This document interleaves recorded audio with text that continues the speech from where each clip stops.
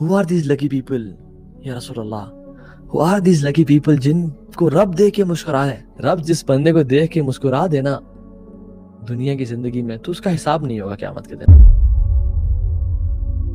جس کی خوبصورت بیوی ہوئی یعنی the one he loves her or she loves his husband یعنی spouse اس کا بہت خوبصورت ہوا, comfortable bed ہوا جس پر آرام سے سو سکتا ہے, لیکن وہ پھر بھی اٹھتا ہے, اپنی ڈیزائر کو چھوڑتا ہے اور وضو کر کے مصلی پہ کھڑا ہو جاتا ہے, تو اللہ سبحانہ وتعالیٰ اپنے اینجل سے کہتے ہیں کہ he could have slept, یعنی وہ چاہتا تو سوتا رہتا, آرام کرتا رہتا, اس کی خوبصورت بیوی ہے اور کمفرٹیبل بیڈ ہے, لیکن he left his desires and he stood up for my sake. تو اللہ سبحانہ وتعالیٰ اس بندے سے محبت بھی کرتے ہیں اور اس پہ اسمائل بھی کرتے ہیں. اللہ اکبر. Imagine the blessed person جس کو رب دیکھ کے مسکرائے.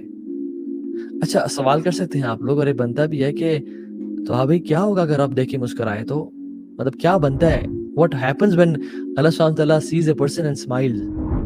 ہمیں اللہ کے نبی نے بتا دیا. مسند احمد میں امام احمد نے اس حدیث کو لے کے آیا, نبی صلی اللہ علیہ وسلم فرمایا کہ وَإِذَا ضَحِكَ رَبْ إِلَى الْعَبْدِ فِي الدُّنْيَا فَلَا حِسَابَ عَلَيْهِ. اللہ اکبر. رب جس بندے کو دیکھ کے مسکرا دینا دنیا کی زندگی میں تو اس کا حساب نہیں ہوگا قیامت کے دن. پھر اللہم اجعلنا منہم, اللہم اجعلنا منہم.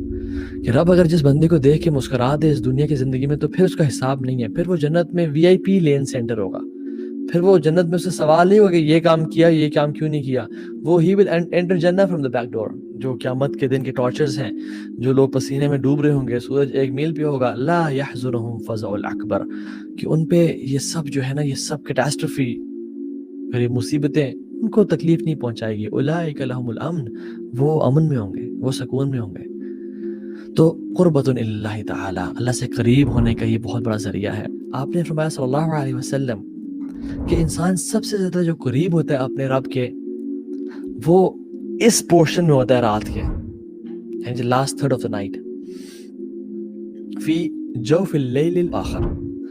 جو شخص اللہ کی کا استطاعت رکھتا ہے کہ وہ اس میں اٹھ کے اللہ کا ذکر کر سکے, فکن, تو وہ لازمی کرے, اس کو چاہیے کہ اس اپرچونٹی کو کبھی مس نہ کرے, کیونکہ یہ قربۃ اللہ تعالی, یہ اللہ کے قریب ہونے کا ذریعہ ہے.